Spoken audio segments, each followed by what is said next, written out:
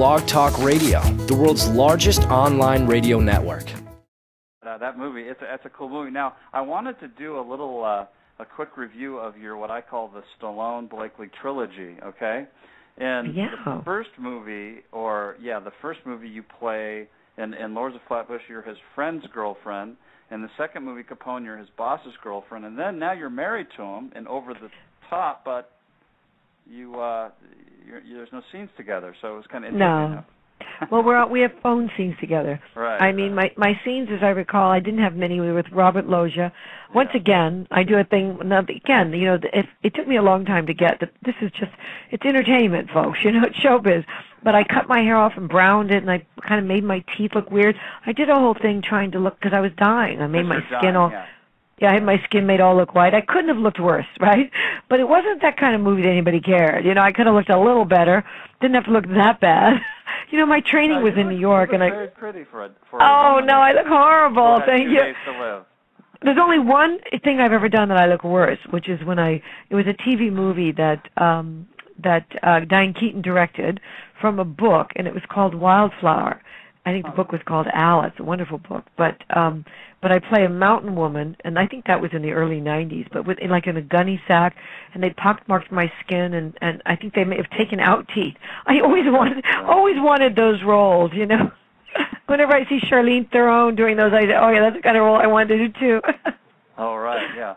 Now, Over the Top, this movie has a huge cult following, okay, and Sylvester Stallone at this point, it's interesting because when you worked with him on Lords and on Capone, he wasn't big at all. He was a very small actor. He wasn't famous, and now you're working with him, and he's like one of the most famous guys in the world, maybe the most in 1986 when you did that. God, you're right. So what was there? I mean, how was that working with Sly again? But this time he's huge. Was there any difference, or was it just? Well, it's interesting. I forget, but I forget until you say it. But you're absolutely right. At that point, he was probably at the very top. He was. Well, yeah, he was. Yeah.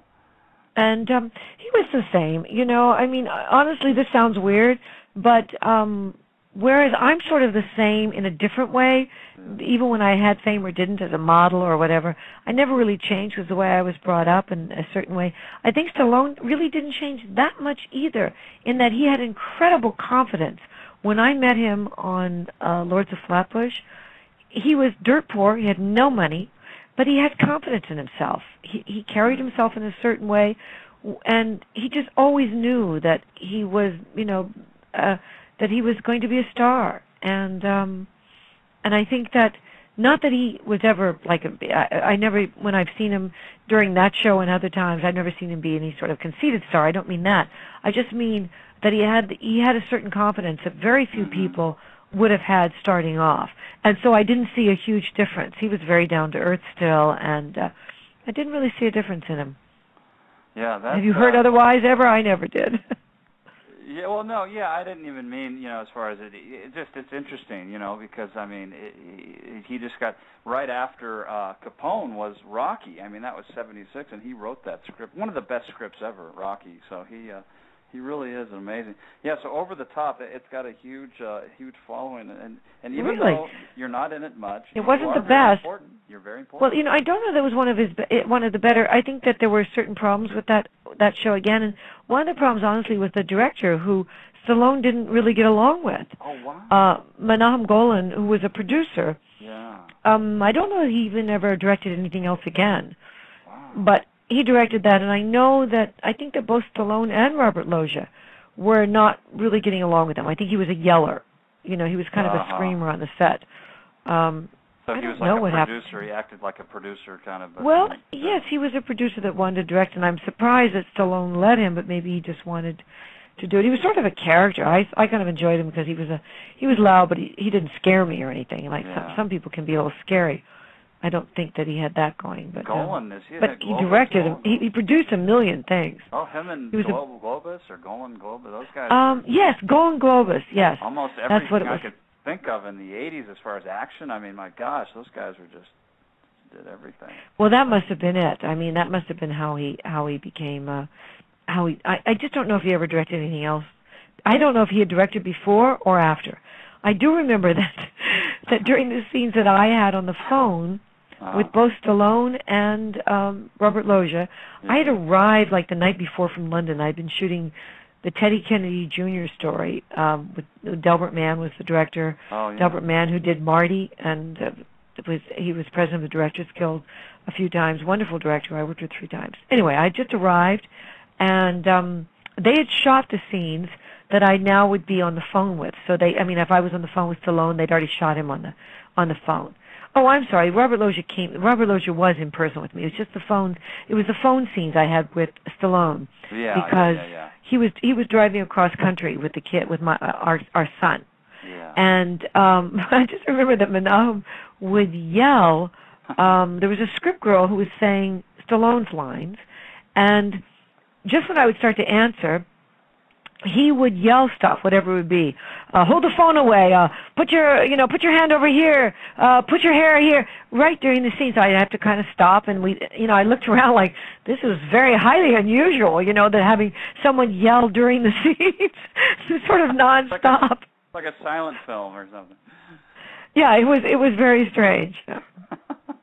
Now, you've played. You mentioned like in Concorde, you played the girlfriend of kind of bad guys or whatever. But boy, probably the epitome of that would be the bunker, right? You played. Oh, you're so funny. Yes, you're absolutely right. The epitome of it. Hitler, I guess you're right. Can you get any more? What? Evil? Bad? Any badder? So now you play Ava Braun, okay? Yes. Now, just tell me a little bit about playing this character and how you studied for that. I mean, because this is a real historic character, and she's the mistress of like the worst guy in history, we could say, probably. Yes. So what was that like? I think some of them are giving us a run for his money now. He was, what was it like? Well, honestly, it was quite interesting because when I was studying to do it, I was so excited. Anthony Hopkins playing Hitler. And I started to read about it. And I'd been a kid in Germany in the 50s. And in the army, we had some German friends because they quote rehabilitated a lot of the Nazi soldiers, and it's fascinating for me to look back and see what my parents and my father in particular, after being in the war, how they were able to adjust. If you're in the army, you do what the army tells you to do, And they actually were friends with some of these people, and I only knew them as our friends. But trying to read about Nazi Germany in detail, and I got all kinds of books. There's so many books on it. Oh my God, I would just start to weep. I would literally start weeping, and I would tell my husband, "Oh my God, I can't read this. I can't do it.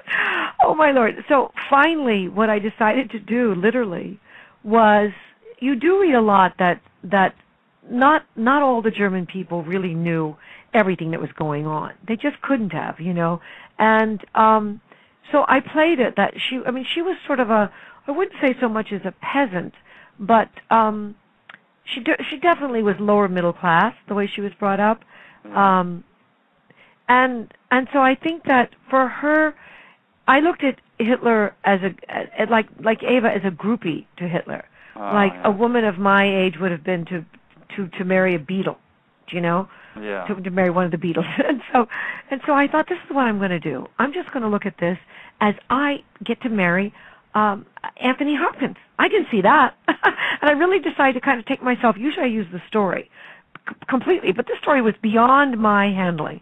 So I thought, I'm going to do this, and I'm just going to see, whenever it gets difficult, I'm just going to look at Anthony Hopkins and go, oh, wow, I get to be Anthony Hopkins' girlfriend, and we're going to get to be married, But the very first day that I arrived at the hotel, I was signing in, and I looked across the lobby, and I looked at this man from the back, and he was walking like Hitler. I swear to God, I don't know if Anthony Hopkins had already been studying film and was using this. It was so strange. Anyway, but I actually had a good time because the bunker was based on the last days of Hitler and the Nazis and the Nazis who were there with him. Many who were trying to kill him. At that point they were trying to get rid of him because he was a little crazy, going around the bend, and we shot this in Paris. What could be better? Oh my God, it was a dream job. Back in those days, they gave you a lot of per diem. It was when TV was different, and I think it was a Hallmark or one of the top shows. Yeah. So we had a nice per diem, and I was determined to spend every penny eating all around Paris. and I didn't have to work that much. And in the bunker, I found that, I think we were there 6 weeks, and a lot of the actors kind of started to get a little depressed, a little depressing. But my character wasn't depressed, you know? I was going to get to be Mrs. Hitler. I didn't care if we died. I was happy to die a martyr, being finally Mrs. Hitler, you know, because he didn't marry her, don't forget. And all that time they were together, I was his mistress. He wasn't married, but he didn't marry me. It was a strange relationship. Yeah, it really was. I got to see that one again. That's a really I got to see that. So now let me talk about some of the first thing it says here that you did was called Savages. Yes, that was my first film. You're right. Your first film. Now, so you were before in this. You were a model, and then you got into acting. So that's well, I don't know. What was the transition? Did you set out to be an actress and you became a model, or did you? You know, it's one of these things you look back and you say, oh my God, I didn't have any sort of plan, or really, I just kind of thought I'd be an actress doing theater. Yeah. And it was in the days where I was ready to leave home, and I left home, and I couldn't decide between San Francisco, because of the song, If You're Going to San Francisco. I think the Mamas and the Papas sang it. It wasn't they weren't the first people to do it, but I think they sang it. And then I decided to go to New York, and I fell into modeling. And part of my going to New York was around somebody who had taken pictures of me, and I'd actually ended up going to Germany again. Nothing to do with growing up there, but it had been a German soldier who had gone back to Germany, and they sent for me to go to Germany for some sort of contest. And the woman there had been a model with Ford's, and she took me around Germany to different places, and somehow I got the idea that I could easily be a model. Everybody was saying, stay here and be a model. But my parents, I had to go back. My parents were stationed in El Paso, and at the time I went to Germany, I think they were in Mexico on a trip. I had a passport, and it was sudden, and I just went. And I was too young, and my father was going to send the MPs after me. I had some threatening phone call or something, so I came home. But they had said I should model. So I had the name of Eileen Ford. Honestly, I didn't even know who Eileen Ford was. And I ended up going to New York from some contest out of El Paso, and the person that it was part of the contest was you got to meet, you know, a top modeling agency. But the guy there, he handled models that were not at all top models. And he said to me the day I walked in, he was very honest. He said, listen, I'd be thrilled to handle you, but you're going to go with Eileen eventually anyway.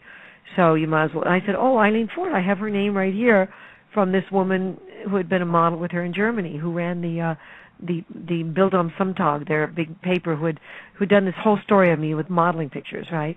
Yeah. But it had nothing to do with that contest. It was all very complicated. But I went there and I immediately I went over to meet Eileen, and they set me up on a commercial, which I got that day for Claro. Oh. And so my modeling career just took off. And I also, because I was studying acting, I could do a lot of, you know, I could actually do commercials, where a lot of models couldn't in those days. They were okay on print, but they weren't comfortable in front of a camera or talking on film, you know. So I really built up a career as a model at the same time, studying acting and doing commercials. So that's kind of how it started. Well, I mean, you know, it's just amazing. Sometimes you think of models and they don't, you know, become actresses, or they try or whatever. But you have such a great career. I mean, great model, and you're acting. You're just such a great actress. You're one of my favorite actresses, and you really transform into these roles. What can I say? Oh, you're so sweet. That's sweet of you. And you look, and you know, I'm talking about this stuff like all these movies. You've been in a lot of stuff. You were in 2.5 Men. Love doing 2.5 Men. I love comedy.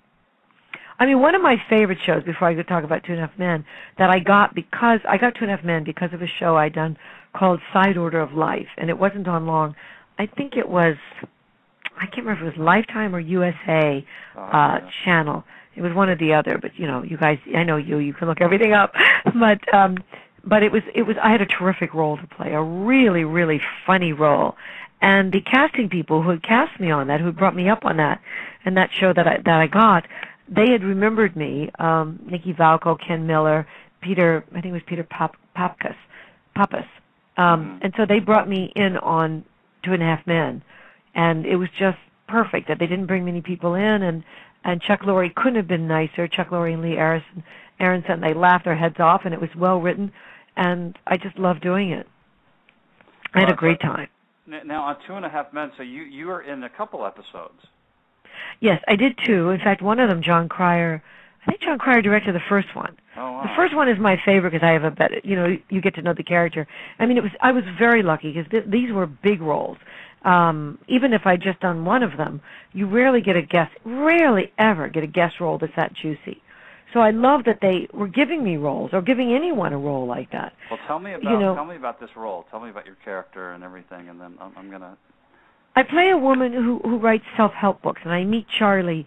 Something's going on in his life. I can't remember, where he's having problems with intimacy, and he's at a bookstore with John Cryer and gosh, I'm having trouble remembering the son's name. Angus, I know, plays him. Jake. Jake is the character. Yeah, Jake is the character's name. So Jake and Alan Harper, his brother and nephew, are looking at a book. So he meets me at the bookstore, and he's attracted to me, and we go out.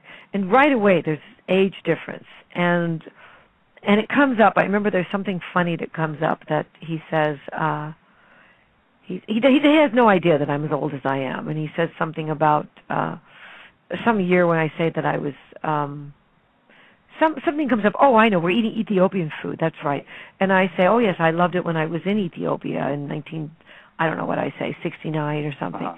He says, oh God, were you a kid there? And I said, oh no, I was in the Peace Corps, and I was already, I don't know, I was out of college or whatever, right? Yeah. And you see him staring, and I say, need a pencil? Because I know he's doing the math, And what he doesn't really realize in the beginning that I thought was so smart is that I'm sort of the nice mother, because the mother in the show, Taylor Holland plays Holland Taylor. Holland Taylor plays the mother, and she's always a bitch, a very unloving mother. So it takes him a while to get that I am. It takes the other son too. I mean, John Cryer's characters too. They start competing for my affection, is what happens, because they don't realize I'm actually a mother figure. Well, that's also true, because you look great. You look great, and you're Thanks. And that's perfect. I mean, and you're on Cougar Town just recently, right? Is this? Yes, I play a real horrible woman. I play Krista Miller's mother. And I hope they have me back, but I don't know if they will, because the storyline pretty much is when Courtney Cox ends up telling her it's okay to let her mother go. I mean, I'm that bad.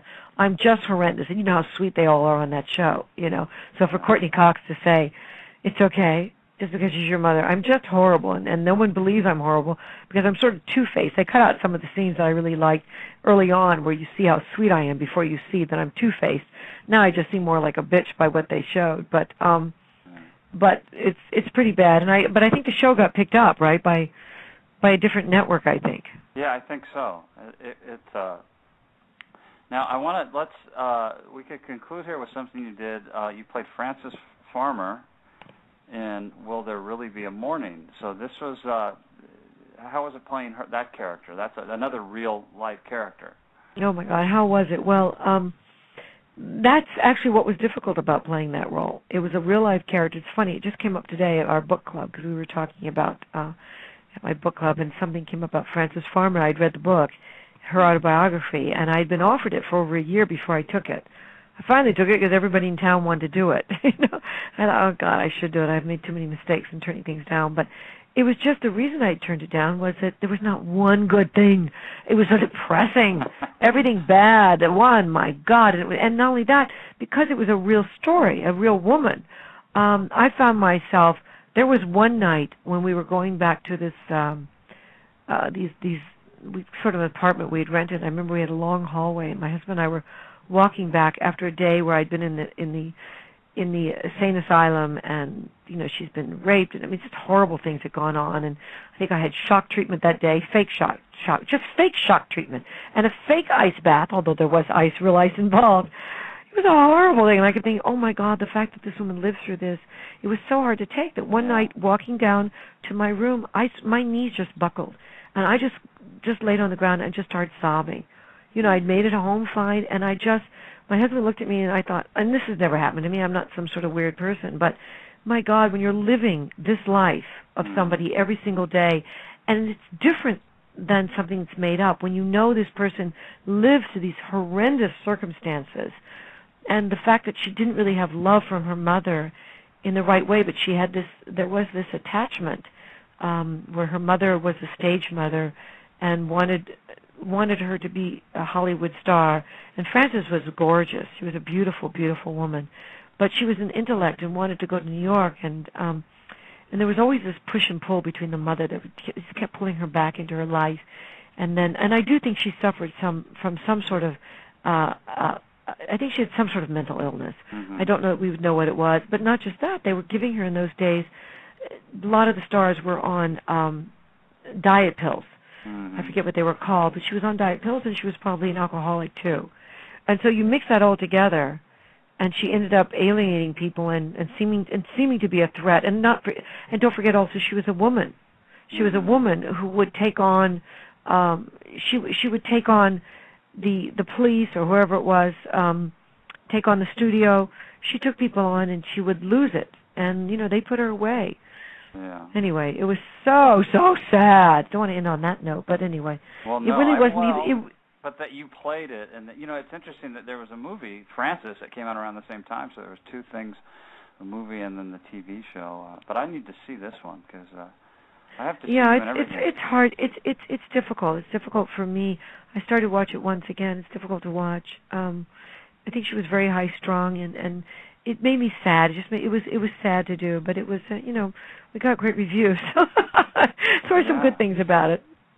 Okay, then let's end on a happy note. Then I'm finding something here. I was going to talk about Rich Man Poor Man Book 2 again. That I was of all the characters to die in Vietnam, I didn't think it was going to be you. I got to tell you, it was very.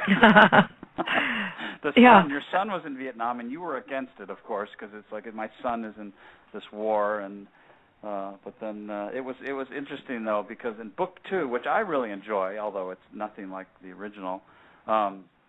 Peter Strauss or Rudy is in Vietnam doing his thing. All of a sudden, there's his ex-wife taking pictures in Vietnam. That was interesting.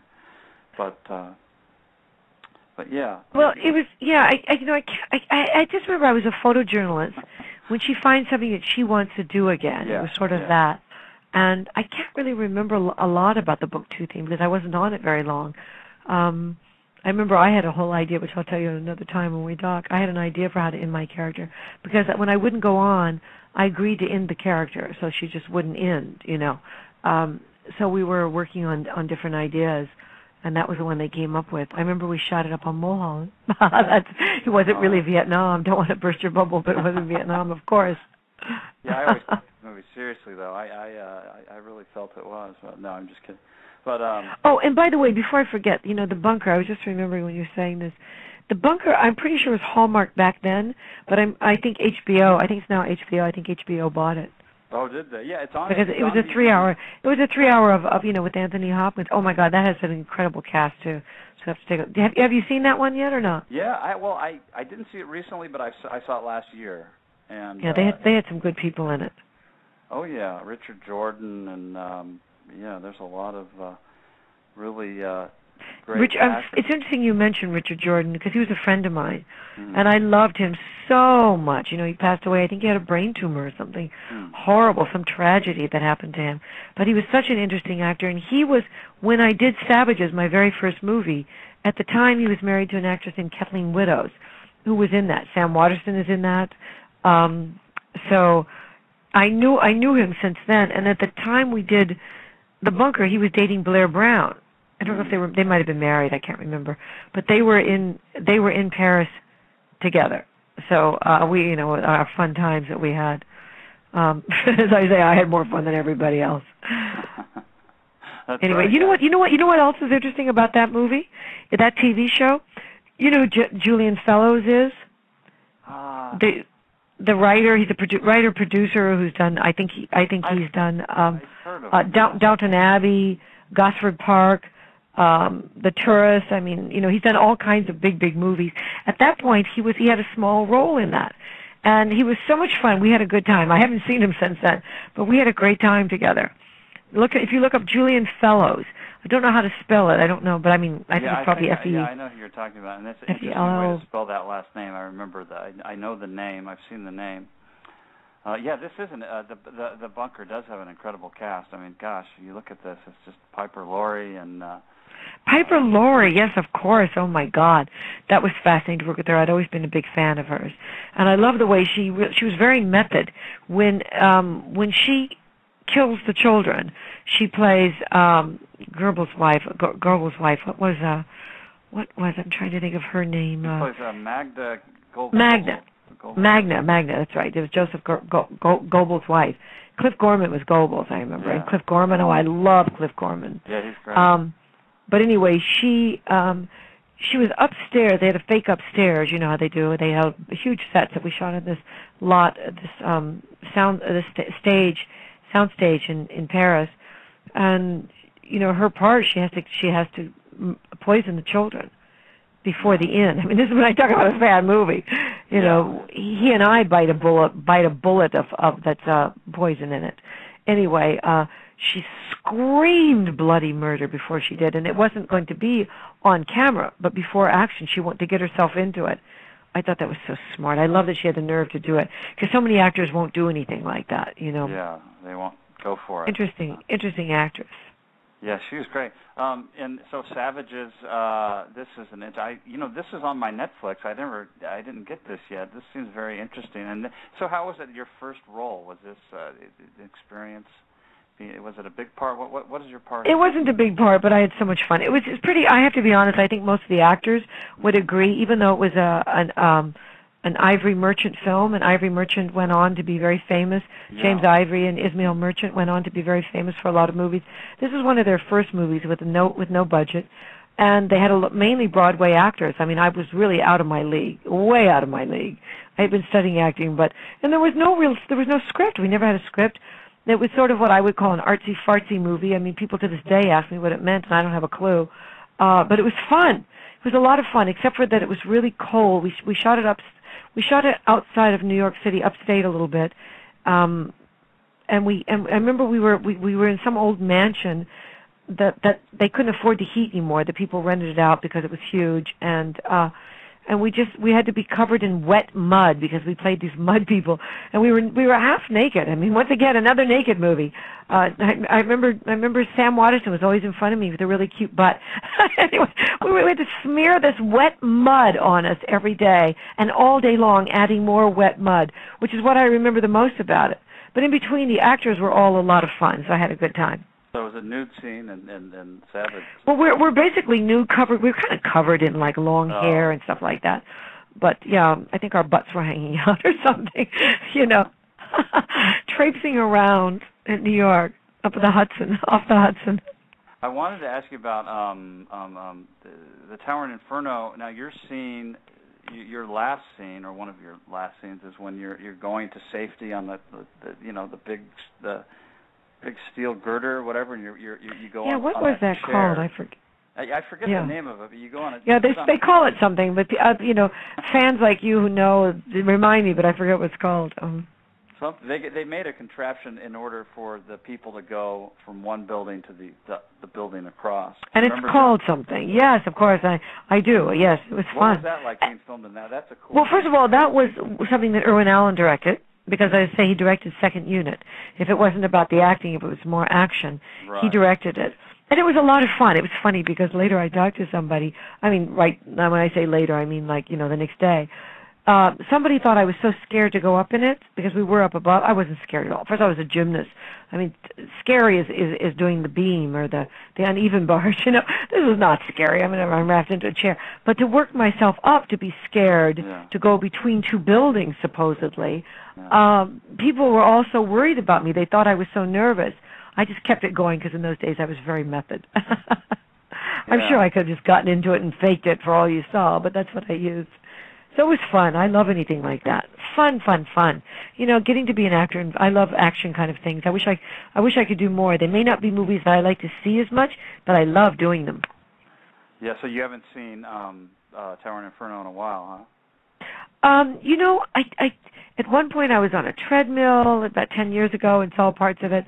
I have trouble watching because my voice is so high. You know, watching yourself, nobody likes to hear their own voice anyway. And I don't know, my voice was very, very, very high. I can't even do it as high as it was. I think I sound like a chipmunk. But so yeah, No, but you didn't though. You didn't. You're too sweet. But it's fun to see things. If I can get past my own stuff, it's fun to see other performers. You know, to see people that I worked with. And you need to see. I don't know if you've seen Report to the Breeches Commissioner. Boy was. What's that? The Report to the Commissioner. You got to see that one. I'll send you the DVD. Oh, thank you. Yes. You need to see that one because. Well, I know. I mean, again, now everyone listening, Report to the Commissioner. It's a movie that not everyone knows about. In fact, I had just been turned on to it. It's really good. And Susan, I would say this was one of your most. I don't know, just a performance. As good as you are, you're a great actress. It wasn't that I was surprised, but I don't know. It just had this gritty '70s cop vibe, and I just loved seeing you in this. And you know, I thank you because honestly, for me, my early work, I'm not that thrilled with most of it. I think it took me a long time to be better.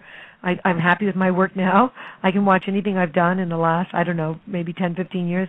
But early on, I couldn't, and that's the only one that and parts of Rich Man, Poor Man. Because once again, when I'm playing young, it's a character. You know, I could lose myself in a character. So thank you. I really appreciate you saying that. And thank you. Rich Man, Poor Man. Not only do I think you were good, but you won a Golden Globe for this, right? Yes, I did. Thank you. Yes, I did. Yes, I was nominated for an Emmy, won a Golden Globe, and I'm trying to think if I was nominated. This is a stupid question, but I got to ask because I'm just.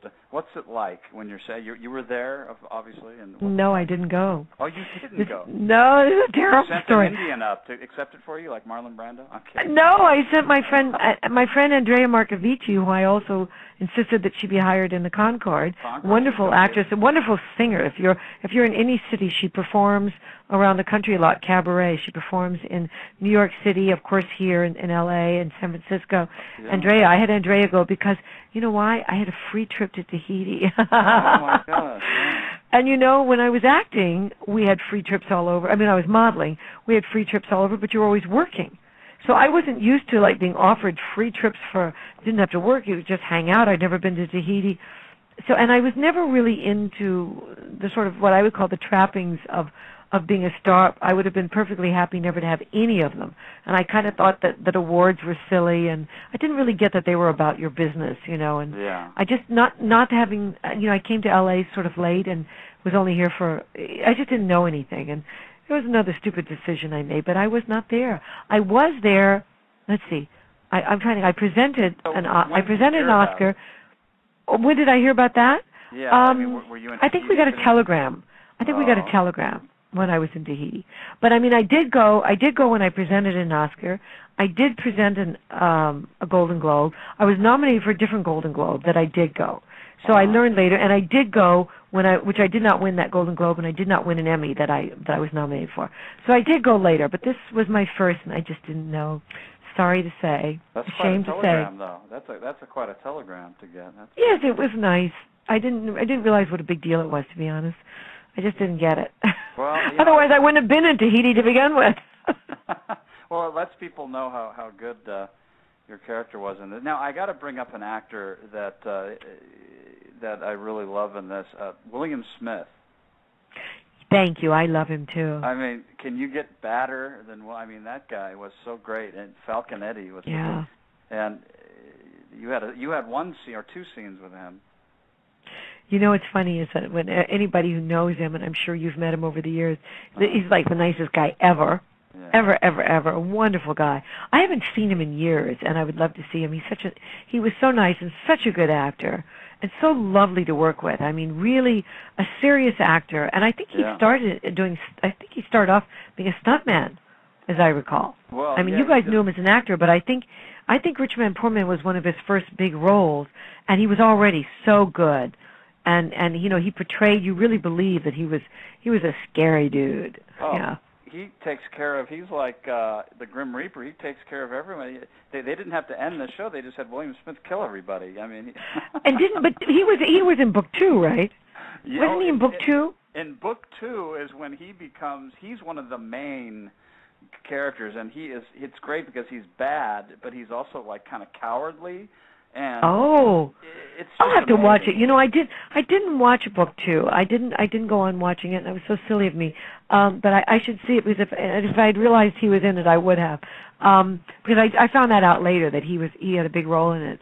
He was so nice. And what I liked about David Green, by the way, the director who I thought did the better parts of them, and Boris Segal was excellent too, but I think David Green was quite brilliant in the first 4 hours. His directing, as I say, on a very small budget, the same as any TV show. Nothing like, let's say you do any show today. It was a small budget for that, for Rich Man? Oh, I'm saying Rich Man, Poor Man had the exact same budget that any hourly episode of Universal got in those days. So it isn't like when you're shooting. Like it doesn't. Yeah, I mean, when you're shooting something today that's a mini series on HBO or whatever, any of them, they have huge budgets. You know, bigger than a lot of films. But anyway, when it came to the scene where when I think Falconetti was trying to rape me, and Nick Nolte's character Tom Jordache saves me, I said to David Green, I just hate when the way it was written, and the women were always in those days just they would jump away as they were being saved, and they would scream and yell and oh no, that kind of thing.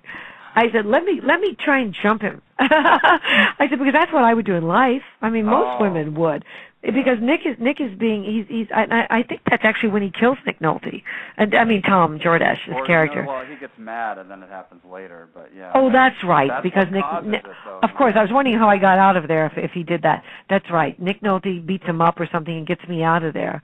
And so he comes back to kill him on the boat or on the dock, right? Mad at you for the rest of the time. Listen, I was mad at me. I could barely watch it. I felt so guilty, and I watched it at a big screening with everybody there. I felt the hatred towards my character. Well, that's why she wouldn't have been a lot of fun in book 2. She had to go into a deeper depression. She was already an alcoholic in a bad depression. You found your calling. You picked the wrong place to be a photographer. I mean, if you went to, San Francisco, but you had to go to Vietnam, so that was a bad choice. Yeah, no, I asked to be killed off. At least they did it nicely. It seemed like, now let me just say this. Now this Rich Man, Poor Man, sometimes, like you were mentioning, the first 2 hours, it did feel like kind of a mini movie, but then there's a point, because it goes on a long time, where it does sort of feel like a kind of a TV series, more than a mini series, because it goes on. The first one was a mini series. Yeah. The first one was a miniseries. It's complete as a miniseries, and I felt it should end there, honestly. But the audience, the American audience, was into it, and that's why they went on. I felt, that the book ended. The book that it was taken after ended at the end of book 1, and so they just created things to go on because it was such a hit. So, and then that became sort of, because it seemed that's a lot longer, book 2. So that seems like it's like not only a miniseries, but it seemed like it was a series. I mean, gosh, it goes on forever. And I know, I was so stupid to do it. There's no Poor Man. There's only Rich Man, and. I know. I never thought of that. Well, I guess they used the son. I'm friends now with Greg Henry. Oh, he was great. He played Nick's son. Yeah. He was. Really and then. Richard, who played my son? He was at the autograph show. I'm trying to think of what his name. Lee McCluskey played. Lee McCluskey, yes. Your son, but then he grew up into another character, and I'll find him real soon. Oh, that's right. That's why I'm thinking too. Yes, Richard or something. That's right. But Greg Henry is a wonderful singer, by the way. He's a great he was actor, in Hung. Oh, wonderful actor. He was in Hung, which was one of my favorite shows. I don't know if it's still on. I don't know. They take these long hiatuses. You can't tell. It might still be coming back. But he's great in Hung, and I go to watch him perform. He's fantastic. He's a lot of fun. Yeah, and it's James Carroll Jordan plays. That's who it was. Yeah, James Carroll Jordan. So Lee turns into James Carroll Jordan, and but yeah, Rich Man, Poor Man, it is something for everyone. Everything you're in is on DVD, so everyone needs to see. They need to have a Susan Blakely, what is it? I've had sort of a marathon lately. I don't know. I don't know. I have enough good work for that. I have some better TV movies than some of them, but I'm so glad you enjoyed them. Thank you. Stuff like The Towering Inferno is one of the greatest disaster films ever made. It really is, and it's not just. Well, you're right. So it really, and CONCORDE it's a fun movie because not only I got to be honest, the airport movies that were taken more seriously, like the ones like with Charlton Heston and everything, everything was just really took place inside the plane. But this one, you have a good 20 minutes where you're running around with these like documents, and then the airplane, documents. And That's then right, it was more the documents. running around in Paris, and then so there's a lot of stuff going on. So it's well, listen, I was thrilled to run around in Paris. We got to shoot in Paris and D.C.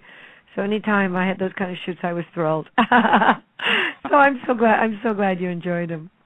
Yeah, it's good stuff. So you know, your husband wrote a book. We could talk about that real quick if you want. Oh, thank you. My husband, well, he didn't really write it. He wrote it with two other people, three people. Okay. Put together this book. It's sort of compiled and edited and written by. It's for basketball fans. It's about the original Dream Team. It's called The Original Dream Team: Portrait of the Game. Okay. And it's just for the people who are into basketball are just loving it. So thank you. Yeah, you can get that I guess on Amazon. You can get it on Amazon also there if you want to read it, theoriginaldreamteam.com. And, yeah, especially now, I mean, you know, we just won that basketball. That was a close game, huh, that Olympic game. Yeah, but, I mean, this team, I mean, all the teams are great, but that team was so amazing. The team, yeah. Yeah, it was the one that people talk about forever, and it has everything that everybody talked about it, all the players talking about their experiences and all the little stories and everything like that. You're right. I think if you go to the internet, it's under theoriginaldreamteam.com, right? Yeah, there's that, and then well, Amazon is the best place to go because and all these movies, Netflix, Rich Man, Poor Man, or Towering Inferno, all this stuff. A lot of the stuff you've done is out there. I think Reports of the Commissioner just came out not too long ago. Capone has a beautiful DVD package. So you know. Well, I hope everybody enjoys it. It was fun talking to you, James. Well, thank you so much. I appreciate this so much. And what can I say? It's a long interview. I hope it wasn't too long. No, we went on, didn't long. we? People love it. People love it because it's conversation, and you're never boring. You're always interesting. And thank you. Maybe you can divide it into 10 interviews. Yeah, it could be like Rich Man, Poor Man. It'll be Rich Man, Poor Man. We'll put it in different parts, different episodes. So. Okay, I like it.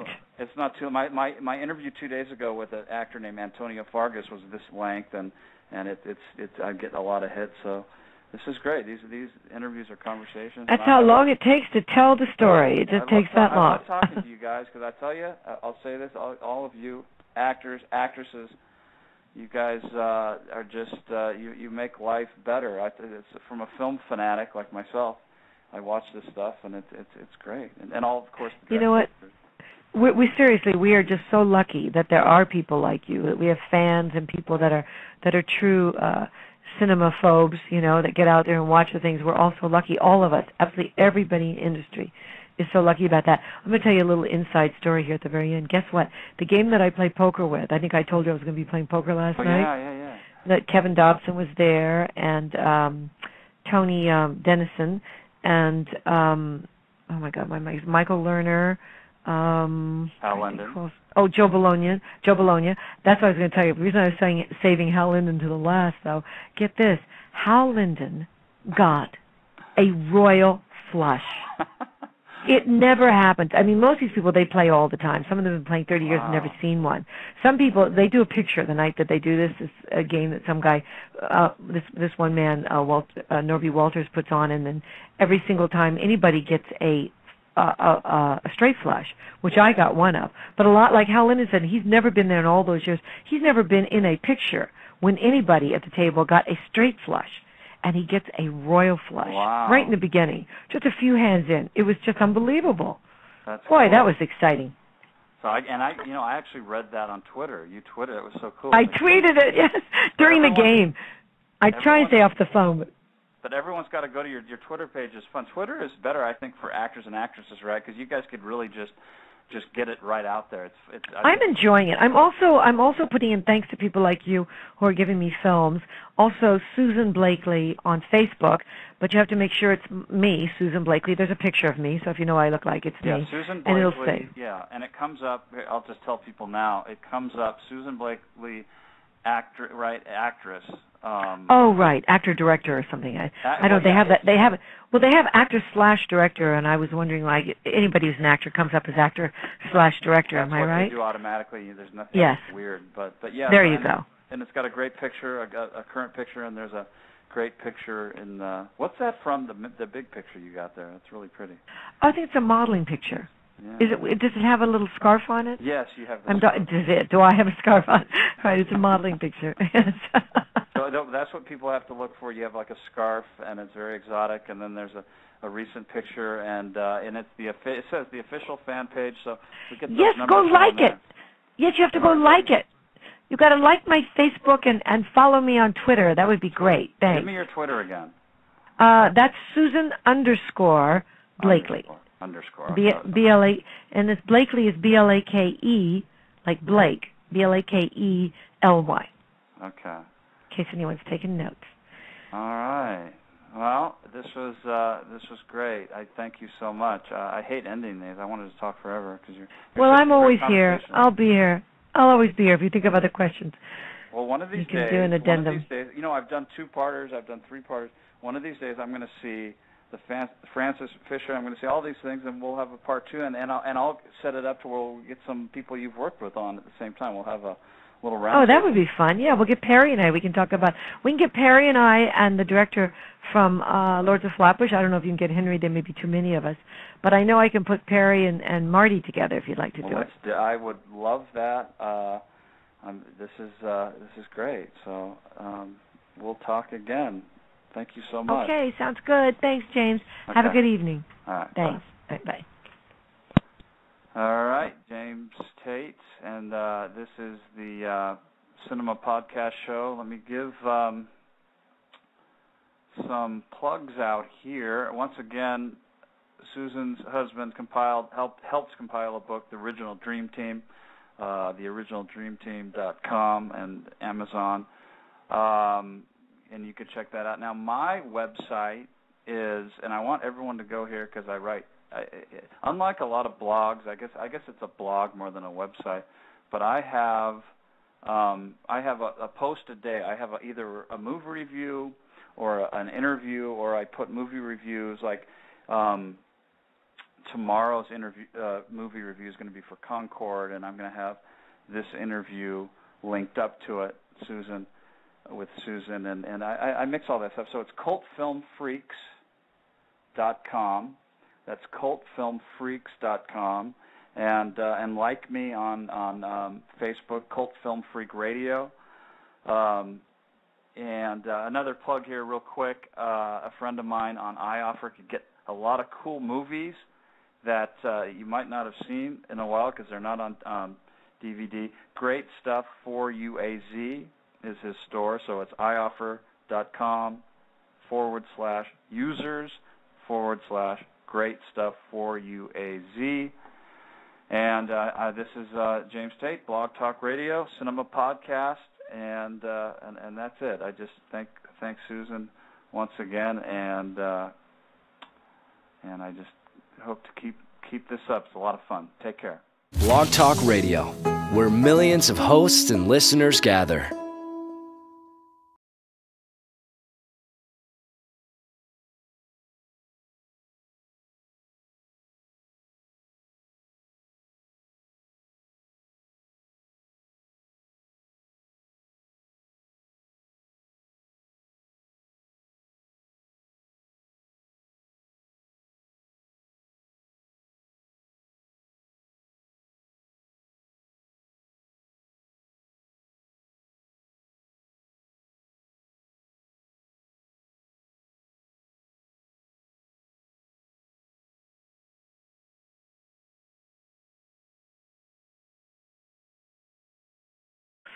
But he directed that, and I think that both Stallone and Robert Loggia were not really getting along with him. I think he was a yeller.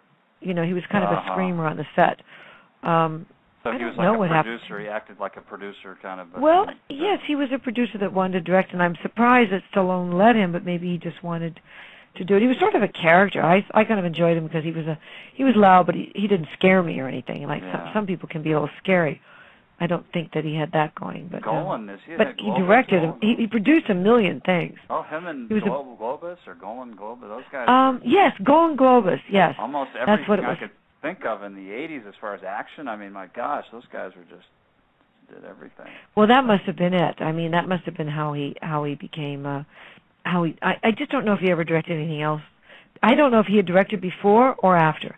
I do remember that during the scenes that I had on the phone with both Stallone and Robert Loggia, I had arrived like the night before from London. I'd been shooting the Teddy Kennedy Jr. story with Delbert Mann was the director. Delbert Mann, who did Marty, and he was president of the Directors Guild a few times. Wonderful director. I worked with 3 times. Anyway, I just arrived, and they had shot the scenes that I now would be on. Blog Talk Radio, the world's largest online radio network. That movie, it's a cool movie. Now, I wanted to do a little, a quick review of your, what I call the Stallone-Blakely trilogy, okay? And the first movie, the first movie you play in Lords of Flatbush, you're his friend's girlfriend. In the second movie, Capone, you're his boss's girlfriend. And then now you're married to him and over the top, but there's no scenes together, so it was kind of interesting. No. Well, we have phone scenes together. Right. I mean, my scenes, as I recall, I didn't have many. We were with Robert Loggia. Once again, I do a thing. Now, again, it took me a long time to get that. This is it's entertainment, folks. It's showbiz. But I cut my hair off and browned it, and I kind of made my teeth look weird. I did a whole thing trying to look, because I was dying. I made my skin all. Yeah, I had my skin made all look white. I couldn't have looked worse, right? But it wasn't that kind of movie that anybody cared. I could have looked a little better. Didn't have to look that bad. My training was in New York, and very pretty for Oh no, I look horrible. Thank you. Days to live. There's only one thing I've ever done that I look worse, which is when it was a TV movie that Diane Keaton directed from a book, and it was called Wildflower. I think the book was called Alice, a wonderful book. But I play a mountain woman, and I think that was in the early '90s. But in a gunny sack, and they pockmarked my skin, and I think they may have taken out teeth. I always wanted those roles, Whenever I see Charlize Theron doing those, I say, oh yeah, that's the kind of role I wanted to do too. Oh right, yeah. Now, Over the Top, this movie has a huge cult following, okay, and Sylvester Stallone at this point, it's interesting because when you worked with him on Lords and on Capone, he wasn't big at all. He was a very small actor. He wasn't famous, and now you're working with him, and he's like one of the most famous guys in the world, maybe the most in 1986 when you did that. God, you're right. So what was there? I mean, how was that working with Sly again? But this time he's huge. Was there any difference, or was it just? Well, it's interesting. I forget, but I forget until you say it. But you're absolutely right. At that point, he was probably at the very top. He was. Well, yeah, he was. Yeah. And he was the same. I mean, honestly, this sounds weird, but whereas I'm sort of the same in a different way, even when I had fame or didn't as a model or whatever, I never really changed because the way I was brought up in a certain way. I think Stallone really didn't change that much either, in that he had incredible confidence on the phone with. So if I was on the phone with Stallone, they'd already shot him on the phone. Oh, I'm sorry. Robert Loggia was in person with me. It was just the phone. It was the phone scenes I had with Stallone. Because he was driving across country with the kid, with our son. Yeah. And I just remember that Manam would yell. There was a script girl who was saying Stallone's lines, and just when I would start to answer, he would yell stuff, whatever it would be. Hold the phone away. Put your hand over here. Put your hair here. Right during the scene, so I'd have to kind of stop, and I looked around like this is very highly unusual. That having someone yell during the scenes, sort of nonstop. Like a silent film or something. Yeah, it was very strange. Now, you've played. You mentioned like in CONCORDE, you played the girlfriend of kind of bad guys or whatever. But boy, probably the epitome of that would be The Bunker, right? You play. Oh, you're so funny. Yes, you're absolutely right. The epitome of it. Hitler, I guess you're right. Can you get any more, what? Evil? Bad? Any badder? So, now, you play Ava Braun, okay? Yes. Now, Just tell me a little bit about. When I met him on Lords of Flatbush, he was dirt poor. He had no money, but he had confidence in himself. He carried himself in a certain way, and he just always knew that he was, that he was going to be a star. And I think that, not that he was ever like I never, when I've seen him during that show and other times, I've never seen him be any sort of conceited star. I don't mean that. I just mean that he had a certain confidence that very few people would have had starting off. And so I didn't see a huge difference. He was very down to earth still, and I didn't really see a difference in him. Yeah, that's, have you heard otherwise ever? I never did. Yeah, well, no, yeah, I didn't even mean, as far as it's interesting, because, I mean, he just got, right after Capone was Rocky. I mean, that was 76, and he wrote that script, one of the best scripts ever, Rocky. So he really is amazing. Yeah, so Over the Top, it's got a huge following, and even though you're not in it much, it wasn't the best. You're very important. Well, I don't know that it was one of the better. I think that there were certain problems with that show again, and one of the problems, honestly, was the director, who Stallone didn't really get along with. Oh, wow. Menahem Golan, who was a producer. Yeah. I don't know that he even ever directed anything else again.